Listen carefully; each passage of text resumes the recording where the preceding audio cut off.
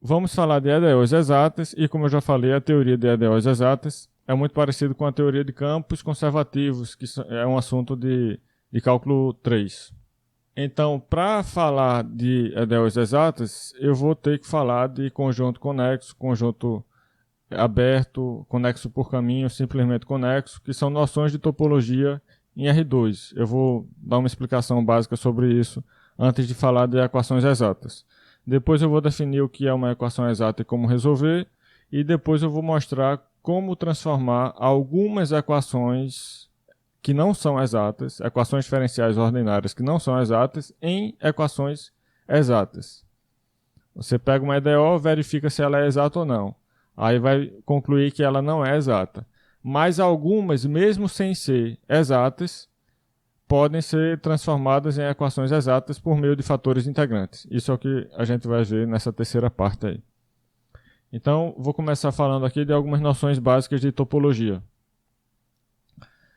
Eu falei na aula sobre raio de convergência, de bola aberta e bola fechada. Eu defini uma notação que foi parecida com essa aqui para bola aberta e bola fechada. Só que naquele contexto, bola aberta e bola fechada eram intervalos, porque ali a gente estava lidando com conjuntos de números reais, subconjunto da reta.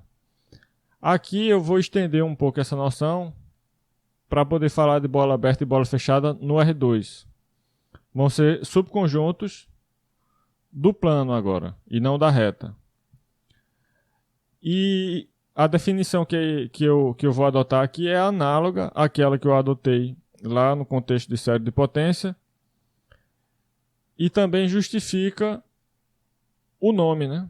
Por que a gente chama bola aberta? Por que a gente chama bola fechada? Quando a gente vai definir essas coisas no R2, a gente percebe que o desenho desses conjuntos vai ser uma bola mesmo. Bola aberta de centro A e raio R. Vai ser o quê? Vai ser o conjunto de todos os pontos do R2. Aqui esse X não é número real, é vetor. Inclusive eu deveria ter colocado aqui em negrito. Depois eu vou tentar lembrar disso, para colocar esse X em negrito. O que é vetor eu coloco em negrito. Então todo X vetor em R2, tal que a distância desse X até A é menor que R. Então isso define o quê? Define um disco, né? Um disco sem a borda. Eu falo disco porque às vezes a palavra círculo na matemática se refere apenas à circunferência, que é o que eu estou chamando de borda aqui. Em livros de matemática avançada, a palavra círculo não se refere a um disco, se refere à circunferência, às vezes. Aí a gente fala disco para poder fugir dessa ambiguidade. Quando fala disco, eu estou querendo dizer a região delimitada por uma circunferência. Aí pode incluir a própria circunferência ou não. Nesse caso, quando eu falo de raio de bola aberta de centro A e raio R, eu não estou incluindo a circunferência. É apenas um disco sem a circunferência que o envolve. A bola fechada, aí sim vai incluir essa circunferência. Vai ser um disco incluindo a borda desse disco. Ou seja, o conjunto de todos os vetores x no R2, tal que a distância desse x até A é menor que ou igual a R. Eu estou definindo isso, bola aberta e bola fechada, para poder falar de ponto interior e depois de conjunto aberto. Um ponto interior de um conjunto U, subconjunto do R2, é um elemento de U que é centro de alguma bola aberta contida em U. Então veja que para ser ponto interior de um conjunto, não basta pertencer a esse conjunto. Tem que pertencer a esse conjunto, mas também tem que ser um ponto que não esteja assim na fronteira, digamos, não esteja na beirinha do conjunto. Um ponto interior é um ponto que está lá no meio. Ou seja, como é que eu digo que está lá no meio? Ele está lá no meio se eu tiver uma vizinhança ao redor dele que esteja toda também contida nesse conjunto. Ou seja, eu preciso encontrar uma bola aberta com centro no ponto lá que eu estou observando, tal que essa bola aberta está completamente contida no conjunto U. A gente pode pensar também no significado que essa palavra interior tem na linguagem usual quando se refere à cidade, né? A gente diz que, por exemplo, Juazeiro é interior, por quê? Porque está no meio do continente. enquanto que Recife não é interior. Porque se você pegar ali no marco zero de Recife, uma bola de um comprimento não muito pequeno, e aí eu vou ter que fazer uma adaptação da teoria matemática para a geografia, porque na geografia não é muito parecido com a matemática. Mas se você imaginar um disco centrado ali no marco zero de Recife, que não seja muito pequeno, ele já vai estar pegando uma parte do oceano, mostrando que Recife não está no interior do continente. Recife está na fronteira do continente na verdade, do país. Quando se fala interior, é mais com relação ao país, eu acho. Se bem que o litoral tem grande influência sobre as cidades, no sentido de determinar quais são cidades grandes e quais não, né? Por isso que a gente fala interior para se referir a uma cidade pequena, porque é o litoral que atrai poder econômico. As pessoas querem morar na praia e com isso terminam desenvolvendo. Enfim, voltando aqui. Aí eu vou dar um exemplo agora para deixar mais clara essa noção de ponto interior. Eu tenho aqui dois conjuntos de números reais. A1 é uma união de intervalos aqui. O primeiro intervalo é semiaberto, o próximo é fechado. Depois eu tenho um conjunto unitário que também pode ser visto como um intervalo, né? Um intervalo fechado que vai de 3 a 3. Depois eu tenho um aberto de 4 a 5. Eu pego essa união de todos esses intervalos aqui para definir o conjunto A1. Conjunto A2 é um intervalo de 0 a 1, fechado. Aí eu quero identificar quais são os pontos interiores do produto cartesiano desses dois conjuntos A1 e A2. Aqui eu estou mostrando o conjunto A1. Aquela união de intervalos. Certo? Ó, primeiro intervalo é esse aqui. Segundo intervalo é esse aqui. Por aí vai. Esse outro é esse. E esse outro é esse. Aí eu quero fazer o produto cartesiano desse conjunto com o conjunto A2, que é um intervalo fechado de 0 a 1. Então eu vou desenhar o conjunto A2 aqui também. Conjunto A2 é esse intervalinho aqui em vermelho. Produto cartesiano significa todos os pares ordenados cuja primeira componente está no primeiro conjunto e cuja segunda componente está no segundo conjunto. Então, qual é o produto cartesiano aqui? Tem que pegar todos os pares ordenados. Por exemplo, aqui onde está o cursor do mouse é um ponto nesse produto cartesiano, porque o x está na parte azul e o y está na parte vermelha. Aqui também é outro ponto nesse produto cartesiano, porque o x está na parte azul e o y está na parte vermelha. Então, o produto cartesiano vai ser isso aqui, ó. Todos esses pontos aí que eu estou mostrando, ou na parte lilás, claro, ou na parte roxa, e aí as bolinhas brancas com borda roxa indicam pontos que não pertencem ao conjunto, né? E também as bordas desses quadrados lilás que não estão marcadas com um traço grosso roxo, significa que não pertence ao conjunto. Então esse segmento aqui não pertence ao conjunto, esse também não, mas esse aqui pertence e esse também não, e esse também pertence, sem as extremidades, porque eu estou indicando aqui com bolinhas brancas que as extremidades desses dois segmentos aqui não pertencem a esse produto cartesiano. Pronto, então agora eu quero identificar quais são os pontos interiores desse conjunto aqui. Por exemplo, se eu pegar um ponto aqui, ó, bem no meio desse quadrado que está aqui na parte central da figura. Ele é um ponto interior ou não? Para saber se é um ponto interior ou não, aí eu vou perguntar se tem alguma bola aberta centrada nesse ponto, onde o ponteiro do mouse está aqui, ó. Tem uma bola aberta centrada nesse ponto que está completamente contida no quadrado lilás. Aí você percebe que tem uma bola mais ou menos assim, ó, seguindo aqui o contorno do mouse aqui, uma bola mais ou menos assim, já incluiria o centro aqui desse quadrado. Então existe uma bola aberta completamente contida no conjunto, cujo centro é o ponto que eu tomei. Logo, esse ponto é um ponto interior. Agora, se eu pegar um ponto aqui, ó, apesar de ser realmente um elemento do conjunto, porque esse ponto está incluído aqui no conjunto, eu disse que essas bolinhas roxas e também os segmentos roxos indicam pontos que pertencem realmente ao produto cartesiano. Então esse ponto que eu estou indicando aqui com o cursor do mouse realmente pertence a esse produto cartesiano. Agora, ele é um ponto interior. Você vai verificar que ele não é um ponto interior, porque qualquer bola aberta centrada nele vai incluir pontos que estão fora desse conjunto.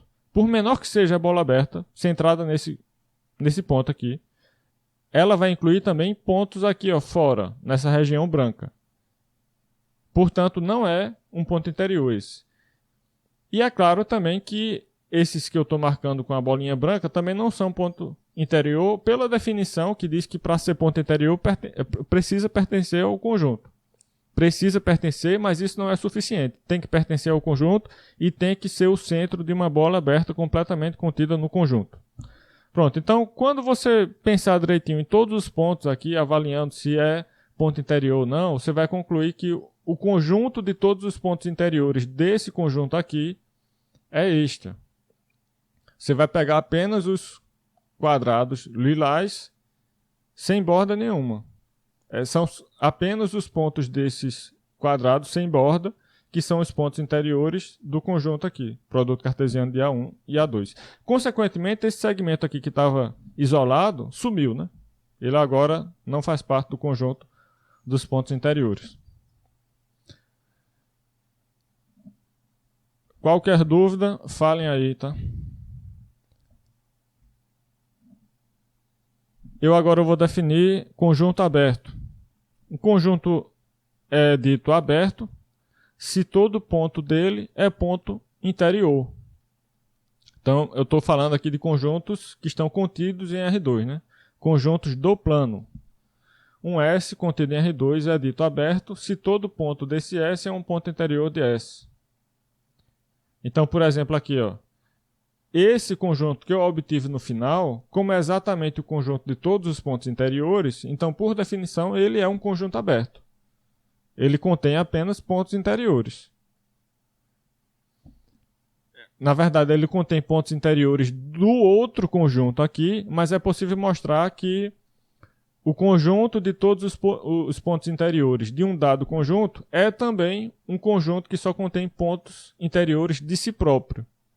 Além do fato que eu já verifiquei que ele só contém pontos interiores do outro, também é possível mostrar que ele só contém pontos interiores de si mesmo. A noção de ponto interior sempre vai fazer referência a um conjunto e também a um espaço onde esse conjunto está contido. No nosso caso, o espaço é o R2. Então a gente pega um conjunto contido no R2 e avalia quais são os pontos interiores desse conjunto. Certo? Então isso a gente fez para esse outro conjunto aqui, obtendo como resposta este, que inclui todos os pontos interiores do primeiro. Agora, além disso, eu posso dizer que todo ponto aqui desse segundo conjunto é também ponto interior do segundo conjunto. Além de ser ponto interior do primeiro, é também ponto interior do segundo conjunto. Então, esse aqui é um conjunto aberto, porque todo ponto dele é um ponto interior dele. O primeiro conjunto é um conjunto aberto? Não é um conjunto aberto, porque alguns pontos dele não são pontos interiores. A gente viu aqui que esses pontos aqui, nessas bordas aqui, não são pontos interiores do conjunto. Por isso a gente retirou esses pontos quando foi procurar o conjunto de todos os pontos interiores. Então, esse conjunto aqui não é aberto pela definição, porque possui pontos que não são pontos interiores, enquanto que esse aqui é aberto. Conjunto fechado é um conjunto tal que o complementar R2 menos S é aberto. Complementar significa todo ponto de R2 que não está em S. Então essa é a definição. Para a gente verificar se um conjunto é fechado, a gente olha o complementar dele com relação a R2. Se esse complementar for aberto, então aquele conjunto é fechado. Tem mais exemplos aqui de conjunto aberto e conjunto fechado. Uma bola aberta é um conjunto aberto.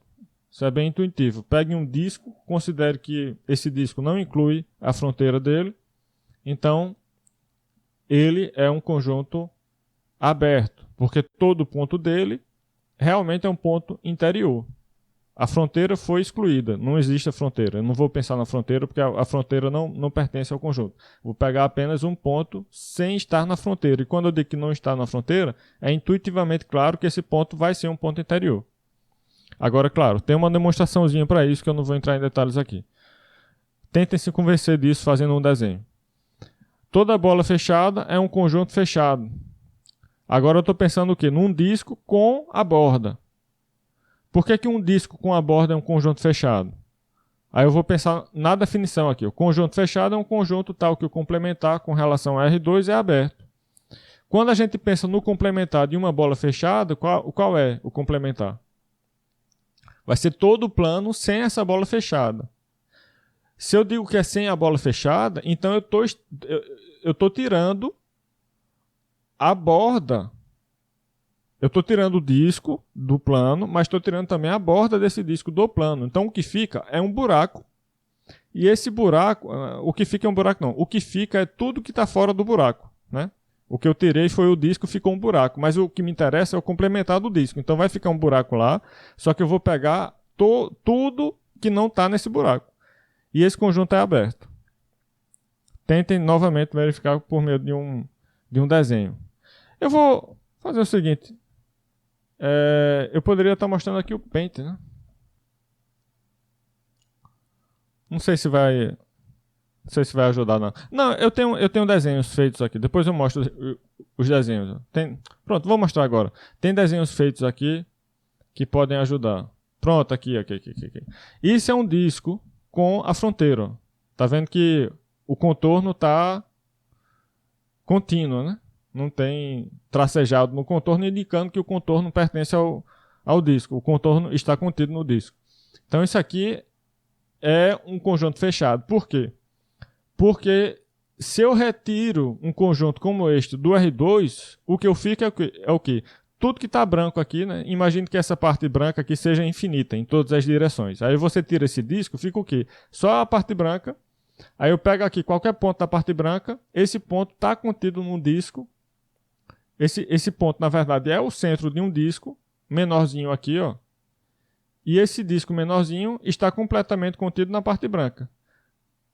Ou seja, a parte branca é aberta. A parte branca é um conjunto aberto. Eu estou imaginando, novamente, que essa parte branca é infinita em todas as direções. Esqueça esses outros desenhos aqui. Pense só nesse disco aqui azul com a borda e na parte branca que é infinita, é o plano todo. Aí se eu tiro esse disco com fronteira, fica só a parte branca aqui. Para todo ponto da parte branca tem um disquinho menor aqui, completamente contido na parte branca. Portanto, a parte branca, que é o complementar daquele disco, é aberto. Se o complementar é aberto, significa que o conjunto é fechado. Portanto, toda bola fechada é um conjunto fechado. Os únicos subconjuntos de R2 que são abertos e fechados ao mesmo tempo são o conjunto vazio, que é esse aqui, e o próprio R2.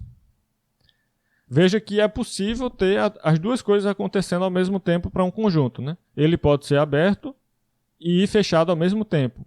Essa é a diferença entre um conjunto e uma porta. Uma porta não, ou está aberto ou está fechado, mas um conjunto pode ser as duas coisas ao mesmo tempo.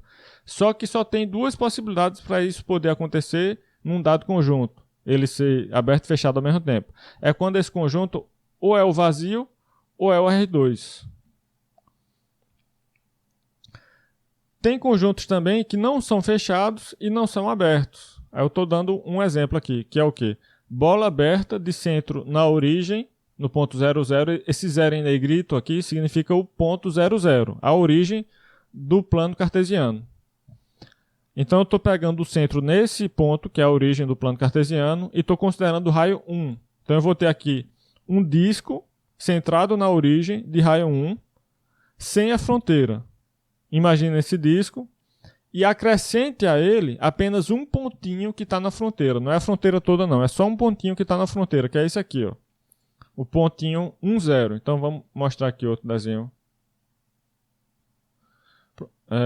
Pronto, esse disco aqui, ó, é um disco sem a fronteira, então é uma bola aberta. Imagine que o raio dele é 1 e que ele está centrado na origem do plano cartesiano.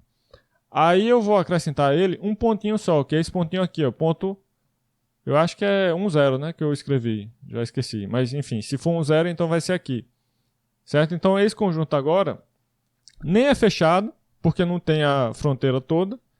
É claro que essa não é a justificativa mais precisa, eu estou falando um pouco simplificadamente. Mas nem é fechado, porque deixou de ter a fronteira, e também não é aberto, porque agora esse ponto que eu coloquei é um ponto que não é ponto interior. Então ele não é nenhuma coisa nem outra.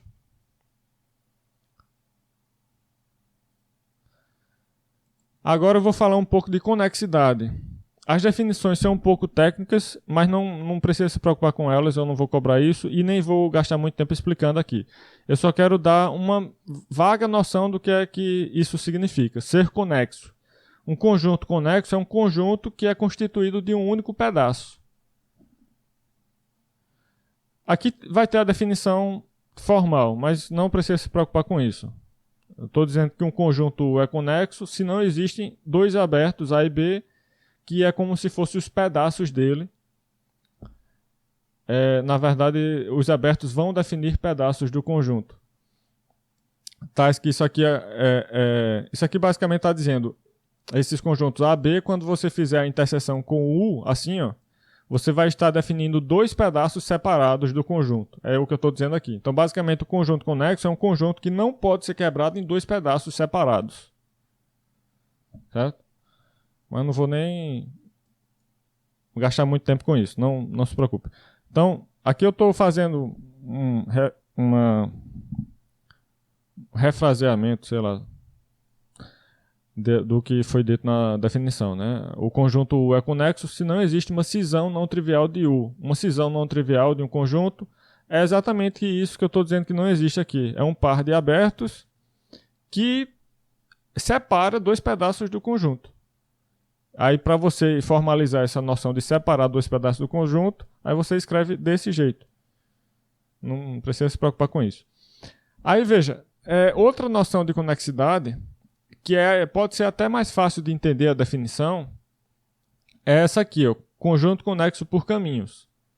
O que é um conjunto conexo por caminhos? É um conjunto tal que quaisquer dois pontos, elementos desse conjunto, podem ser conectados por uma curva contida em U. Ou seja, existe um caminho indo de um ponto a outro. Pegue quaisquer dois pontos desse conjunto, você consegue sair de um ao outro por um caminho, ou seja, é uma curva contínua, né? Completamente contida no conjunto. E aqui está uma versão mais formal dessa ideia aí. O que é uma curva, né? Uma curva é uma função contínua com contradomínio contido em... Eu coloquei aqui contradomínio sendo o próprio conjunto U, que eu estou dizendo que é conexo, né?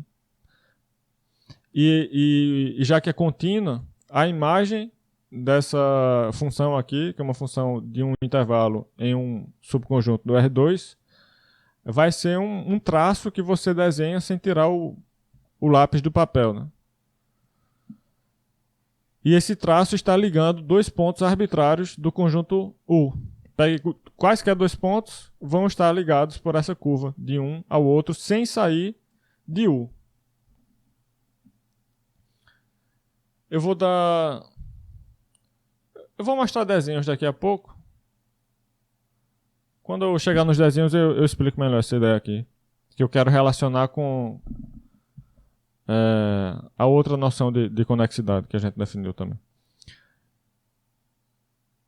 Tem um teorema que diz o seguinte.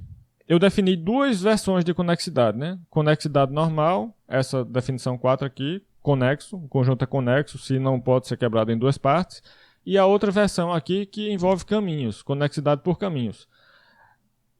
Como é que se relacionam essas definições? São equivalentes ou não? Esse teorema aqui está dizendo que não são exatamente equivalentes, mas todo conjunto conexo por caminhos é conexo E todo conjunto aberto e conexo é conexo por caminhos. Então, esse teorema é um pouco difícil de provar, eu não coloquei a prova aqui. Mas são essas as relações entre conexidade, conexidade por caminhos e conjunto aberto. Agora, nem todo conjunto conexo é conexo por caminhos, como eu vou mostrar por um desenho no exemplo 7. E é claro também que nem todo conjunto conexo por caminhos é aberto e conexo.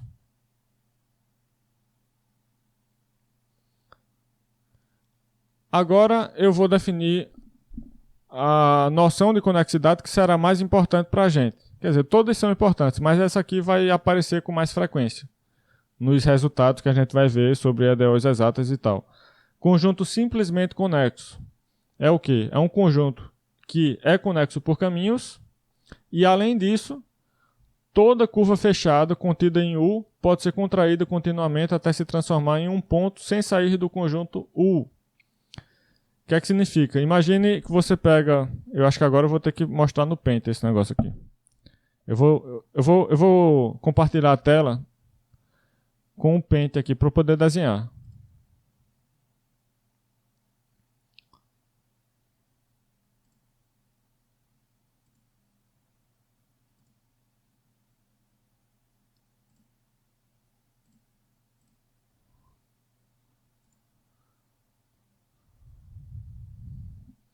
Estão vendo aí o Paint, né?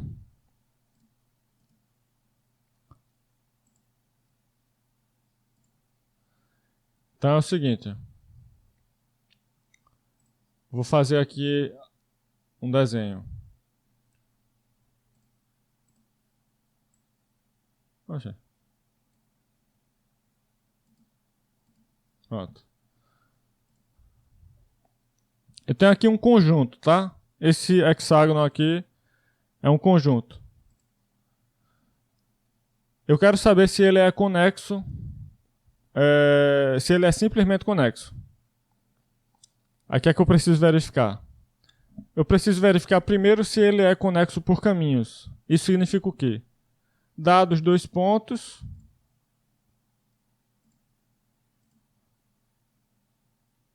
Dados dois pontos. Peguei dois pontos aqui. Será que existe um caminho ligando esses dois pontos? Sem sair do conjunto, né?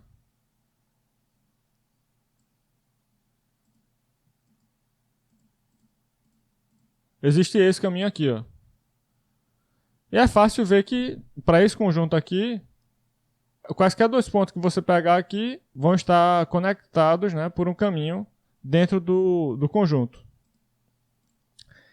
É claro que eu não estou provando, mas é fácil se convencer intuitivamente disso, que esse conjunto é conexo por caminhos. Agora eu vou verificar se ele é simplesmente conexo. Para isso, aí eu vou pensar na outra condição que eu acabei de falar da definição, que é o seguinte. Ele vai ser simplesmente conexo se for conexo por caminhos. Eu acabei de me convencer que ele é sim conexo por caminhos. Agora tem outra condição. Toda curva fechada contida nesse conjunto pode ser contraída continuamente até se transformar em um ponto sem sair do conjunto U. Então, vai ficar assim. Eu vou pegar uma curva fechada. O que é uma curva fechada dentro do conjunto? É tipo assim uma elipse. Mas pode ser outras formas também. Pode ser... Vou fazer aqui...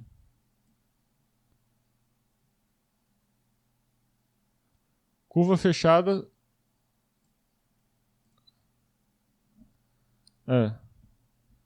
Poderia até ter algum loop, mas vamos deixar assim mesmo. Uma curva fechada é uma curva que começa e termina no mesmo lugar. Tá? Aí a questão é se essa curva pode ser contraída continuamente sem sair do conjunto, até se transformar num ponto. Significa o quê? Deixa eu pegar aqui. Vou selecionar essa parte e vou contrair a curva, sem sair do conjunto. Pronto, contrair a curva sem sair do conjunto. Ou seja, eu deformei a curva continuamente movimentos bruscos, sem rasgar a curva, sem romper a curva e colar novamente, sem movimentos bruscos. Eu contraí sem que ela saísse do conjunto. Posso contrair mais? Posso. Contrair mais. Posso contrair mais? Posso. Sempre sem sair do conjunto. Aí eu vou contrair infinitamente até ela se transformar num único ponto, sem sair do conjunto. Se eu conseguir fazer isso, ó, se reduzir a um único ponto, digamos, né, esse pontinho branco aqui, é a curva que eu contraí até se transformar num ponto. E sempre sem sair do conjunto. Se isso for verdade, se eu conseguir fazer isso, então a região, além de conexa por caminhos, é simplesmente conexa. Então vamos pensar numa região agora que não é simplesmente conexa.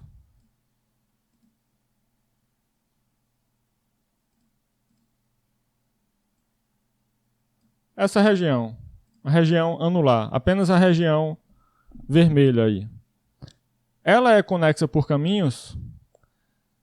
Sim, ela é conexa por caminhos. Por quê? Porque eu pego quaisquer dois pontos aí, digamos este e este. Peguei dois pontos aí, e esses pontos podem ser ligados por um caminho. Pronto, consegui ligar os dois pontos por um caminho. E é fácil se convencer que quaisquer dois pontos desse conjunto realmente podem ser ligados por um caminho. A conclusão que eu acabei de ter é que o conjunto é conexo por caminhos. Agora eu preciso verificar se ele é simplesmente conexo. Para isso, eu vou verificar o quê? Toda curva fechada contida nesse conjunto pode ser contraída continuamente até se transformar num ponto sem sair do conjunto. Então vamos fazer uma curva aqui contida nesse conjunto. Pronto, essa curva aqui, contida no conjunto. Ela pode ser contraída continuamente sem sair do conjunto até se transformar num ponto? Essa pode. Mas isso não quer dizer nada. Tem uma que pode, mas pode ser que tenha outra que não possa, né? Pronto, se transformou num ponto, né? Então, essa tudo bem. Agora vamos pegar outra. Tem outra que você não vai conseguir contrair continuamente até se transformar num ponto sem sair do conjunto.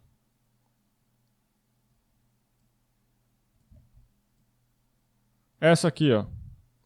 Essa aqui você não pode contrair continuamente até se transformar num ponto sem sair do conjunto.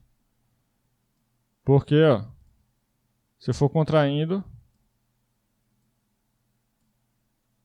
eu não posso transformar num ponto porque tem um buraco aqui no meio.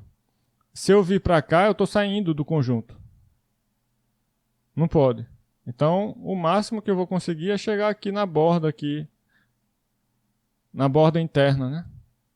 Mas eu não vou conseguir transformar num ponto. Então, como existe essa curva que eu não consigo transformar num ponto por meio de uma contração aí contínua, né? Sem sair do conjunto. Então, esse conjunto aqui, apesar de ser conexo por caminhos, ele não é simplesmente conexo. Em outras palavras, simplesmente conexo significa um conjunto que, além de ser conexo por caminhos, não possui buracos, como este aqui, ó. O que atrapalhou foi esse buraco do conjunto. Tá?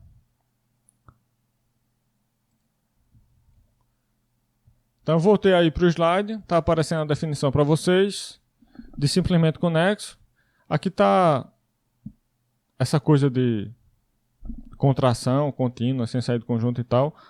Está sendo explicado aqui, mas eu não vou entrar em detalhes sobre isso. Eu estou dizendo aqui que, grosso modo, um conjunto simplesmente conexo é um conjunto que é conexo por caminhos e que não tem furos ou buracos. Exemplos.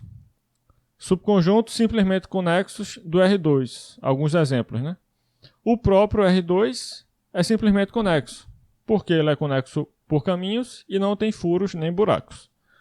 O conjunto vazio também, ele é simplesmente conexo, porque por vacuidade, na verdade. Porque a noção de simplesmente conexo envolve quantificação sobre elementos do vazio. E sempre quando você diz assim, para todo x no vazio, qualquer coisa que você diga em seguida vai fazer, vai formar uma proposição verdadeira por vacuidade.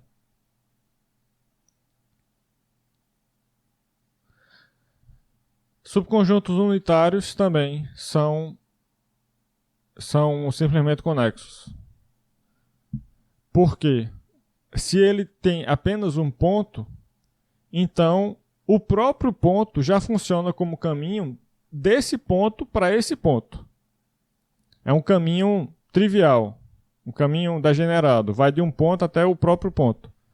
Então, isso mostra que o conjunto é conexo por caminhos. Além disso, ele vai satisfazer também a outra condição para ser simplesmente conexo, que é não tem buracos. Basicamente isso, né? E realmente um conjunto com um único ponto, é claro que não tem buracos. No momento que você fizer uma curva fechada dentro dele, essa curva fechada vai ser o próprio ponto, que já está contraído a um único ponto. Não tem mais o que fazer. Você já fez o que deveria fazer já. Que a curva já está contraída automaticamente e já está dentro do conjunto e nunca saiu do conjunto. Pronto. Então você já satisfez a outra condição para ser simplesmente conexo. Uma reta no R2 é também um conjunto simplesmente conexo. Por quê? Porque é conexo por caminhos, é claro, né? Todos dois pontos, quaisquer dois pontos numa reta, vão estar ligados por um caminho, que vai ser o quê? Vai ser o segmento de reta determinado por aqueles dois pontos. Esse segmento de reta, claro que está dentro da reta de onde eu peguei esses dois pontos. Então já estou mostrando que é conexo por caminhos. Agora, por que é simplesmente conexo? Porque além de ser conexo por caminhos, qualquer curva fechada na reta vai ser um intervalo, um segmento. Não tem outra possibilidade não. Se você começa num ponto, faz um passeio na reta e volta para o mesmo ponto, então você andou por onde? Se esse caminho foi um caminho assim suave, contínuo, sem pulos, sem saltos, você se locomoveu suavemente, assim. Você saiu de um ponto, fez um passeio e voltou para o mesmo ponto. Tudo isso dentro de uma reta. Então, o conjunto dos pontos por onde você passou é um segmento de reta. Desde que esse movimento seja um movimento suave. Se é um segmento de reta, é claro que você consegue contrair esse segmento de reta continuamente até se transformar num ponto sem sair da reta. Portanto, vai ser também um conjunto simplesmente conexo. E tem mais exemplos aqui. Semirretas também são simplesmente conexas. Segmentos de reta, bolas abertas, bolas fechadas, complementos de bolas abertas ou bolas fechadas. Não. Só se for no R3. No R2, não. Porque o complemento de uma bola aberta, por exemplo, vai ser o plano todo com um buraco, né? E fechada também. Então eu vou tirar essa partezinha aqui, ó. Ela funciona só no R3, no R2 não. Vou tirar essa partezinha aqui, tá errado essa partezinha aqui. No R3 funcionaria, no R2 não. Agora, união de bolas tangentes, sejam fechadas ou abertas, vai ser também um conjunto simplesmente conexo. Desde que pelo menos uma delas seja fechada, para poder ter um toque, né? Porque se fosse bolas sem a fronteira, não funcionaria não. Produtos cartesianos de intervalos também são subconjuntos simplesmente conexos do R2. Aqui eu estou dando exemplo de subconjuntos conexos por caminhos. Todos já citados no exemplo 4, exceto aquele que eu disse que está errado, né, que é esse aqui. Além desses, do exemplo 4, também vão ser subconjuntos conexos por caminhos do R2, os conjuntos que podem ser obtidos a partir de um desses pela retirada de um ponto interior, e também as imagens via funções contínuas dos conjuntos anteriormente citados nesse exemplo. Agora vem um teorema apenas dando outras condições para um conjunto ser conexo, né? Esse teorema eu não vou explicar não. São apenas critérios para você saber que, por exemplo, a imagem de uma função é um conjunto conexo. Se o domínio for conexo e a função for contínua, então a imagem é conexa. Mas isso aqui a gente não vai usar não. Aqui tem outro teorema também com o mesmo objetivo, né? De identificar o quê? Conjuntos que são ou não são simplesmente conexos. No caso aqui eu estou colocando condições para que a imagem de uma função seja um conjunto conexo por caminhos que não é simplesmente conexo. Estou colocando essa condição aqui. Mas isso aí que também não precisa se preocupar com isso não. Exemplo 6. No R2 são conexos por caminhos, mas não simplesmente conexos, os conjuntos furados, obtidos como resultado da retirada de um ou mais pontos interiores de um conjunto conexo por caminhos, como este aqui da figura 5. Esse é um conjunto furado no R2, que eu posso obter como resultado da retirada de um ou mais pontos interiores de um disco. No caso aqui eu estou retirando o quê? Essa partezinha branca foi retirada do disco que teria esse raio R aqui. Ó. Eu pego o disco de raio R centrado na origem e retiro esse disco menor de raio R sobre 2. Esse outro menor que eu estou tirando, ele é aberto. Então, quando eu tiro esse disco, eu deixo ainda a fronteira dele lá no conjunto que ficou, né? Então, ou seja, isso aqui é uma coroa circular que envolve, que inclui as duas fronteiras, a interna e a externa. E como eu mostrei lá no Paint, esse conjunto aqui é conexo por caminhos, mas não é simplesmente conexo. Tem um exemplo de um conjunto que é conexo, mas não é conexo por caminhos. É difícil provar isso, mas é interessante saber que existe uma coisa que tem um único pedaço, porém você não pode ir de um ponto a outro sem sair do conjunto, né? Apesar de ser um único pedaço, você não consegue ir de um ponto a outro sem sair do conjunto. Esse conjunto está definido aqui em cima e está mostrado aqui nesse desenho. Para você entender o desenho,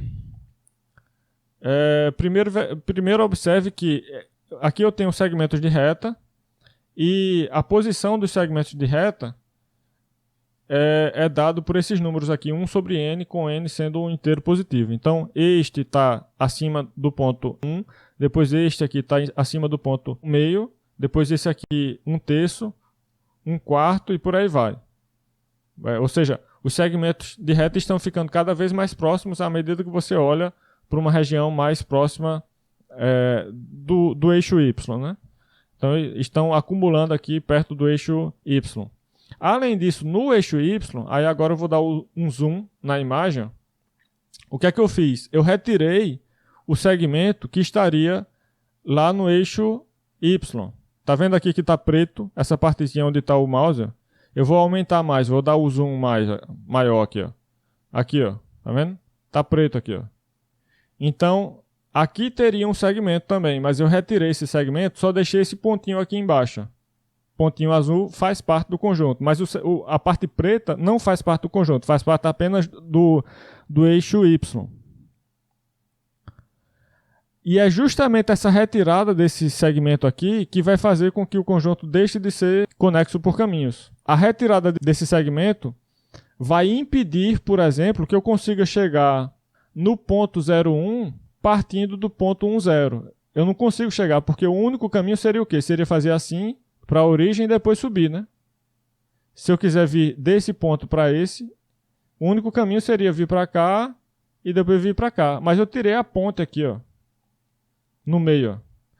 Lá em cima, eu não mostrei aqui, mas lá em cima o ponto 0,1 faz parte realmente do conjunto. Então eu vou aumentar aqui o zoom para mostrar. Ó. Esse pontinho aqui é o ponto 0,1. Perceba que ele está marcado com uma bolinha azul, indicando que ele faz parte do conjunto. Então, quando eu fiz aquela retirada do segmento sobre o eixo Y, eu retirei apenas os pontos mais internos aqui desse segmento. Eu deixei as extremidades do segmento. Com isso, eu não quebro a conexidade do conjunto, tal como foi definida naquela primeira definição de conexidade. Não estou falando de conexidade por caminhos, a conexidade simples mesmo. Eu não quebro essa conexidade porque esse pontinho que vai ficar aqui não se isola, já que tem esses segmentos aqui se aproximando dele. Então eu não tenho mais de um pedaço aí, eu tenho um pedaço só. Você percebe aqui que até no desenho essa parte azul está colada com pontinho. Na verdade é isso que vai acontecer mesmo. O pontinho vai ser considerado parte do único pedaço desse conjunto, que inclui também todos esses segmentos que estão ligados, inclusive, por esse outro segmento horizontal. Agora, o fato de eu ter aquele pontinho lá em cima, 0,1, sem ter nenhum meio de chegar nele, a partir, digamos, desse outro ponto 1,0, vai fazer com que o conjunto não seja conexo por caminhos. Portanto, esse conjunto é conexo, mas não é conexo por caminhos. O nome desse conjunto é espaço pente deletado. A gente chama de pente por causa desses dentes aqui, lembrando os dentes de um pente, de pentear cabelo. E chama de pente deletado porque eu deletei essa parte do segmento sobre o eixo Y, que vai do ponto 00 até o ponto 01. Então, assim, isso mostra que nem sempre um conjunto conexo vai ser conexo por caminho, né? Eu tenho aqui mais alguns exemplos de conjuntos conexos. Quais são os conjuntos conexos que eu posso citar como exemplo? Todos já citados no exemplo 5, que também inclui todos os já citados no exemplo 4. Por quê? No exemplo 4 a gente falou de simplesmente conexo. Simplesmente conexo implica conexo por caminhos. E conexo por caminhos implica conexos. Então todos aqueles que eu falei que são simplesmente conexos ou conexos por caminhos já são conexos também. Além desses, eu posso citar este aqui, que eu acabei de explicar, que é chamado espaço pente deletado. É um subconjunto do R2 que é conexo, mas não é conexo por caminhos. Eu estou dando exemplos aqui de alguns conjuntos desconexos, ou seja, não conexos. Basicamente é o quê? O conjunto que possui dois pedaços, né? Esse exemplo até que é mais fácil de entender por desenhos. Qualquer subconjunto finito com dois ou mais elementos é um conjunto desconexo, porque os elementos funcionam como pedaços, são pedaços separados do conjunto. O plano todo menos uma reta vai ser um conjunto desconexo. Os pedaços, no caso, vão ser os lados dessa reta, né? Onde você passou essa reta, vai ficar dois pedaços do plano, um à esquerda e outro à direita. Então são dois pedaços aí do plano que estão ficando. Se tem dois pedaços, então não é conexo, vai ser desconexo. União de duas ou mais bolas abertas ou fechadas disjuntas e etc, etc. União de produtos cartesianos aqui, para a imagem, uma função contínua, parará. Aqui eu estou falando também de conjuntos que não são conexos por caminhos, logo não são conexos. Mas enfim, deixa eu ir logo para o desenho, que é mais fácil. Aqui eu tenho vários conjuntos, né, no R2, e cada um deles vai ser aí conexo ou desconexo. Eu estou dizendo quais são os conexos e quais são os desconexos. O primeiro é desconexo, claramente, ele tem dois pedaços separados. O próximo, letra B, é conexo, é um pedaço só. O próximo também é conexo, um pedaço só. O próximo, letra D, também é conexo, um pedaço só. Depois aqui, apesar de não ter um ponto em comum, não, aqui eu vou considerar que eles são dois pedaços mesmo. Eu não vou considerar que são dois pedaços aqui, ó. Apesar de não ter um ponto em comum. Aqui sim. Eles não formam dois pedaços, é um pedaço só. Aqui eles têm interseção e é um pedaço só. Aqui eles não têm interseção, mas também é um pedaço só. Aqui são dois pedaços, aqui são dois pedaços. Tá? Eu acho que o caso mais difícil de se convencer é essa letra G aqui, que é um pedaço só.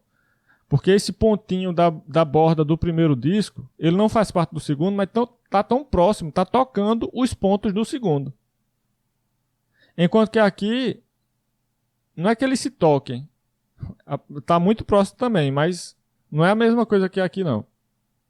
É como se esse pontinho da borda do primeiro fizesse uma ponte para chegar no segundo. E aqui a gente não tem essa ponte. É basicamente essa a ideia. Aqui a gente tem a ponte dos dois, né, que se funde em uma única ponte. Por isso é um pedaço só. E esses outros casos aqui são mais fáceis. Letras A, F e I, você percebe claramente que são dois pedaços. Enquanto que os outros aqui, D, B e C, é um pedaço só.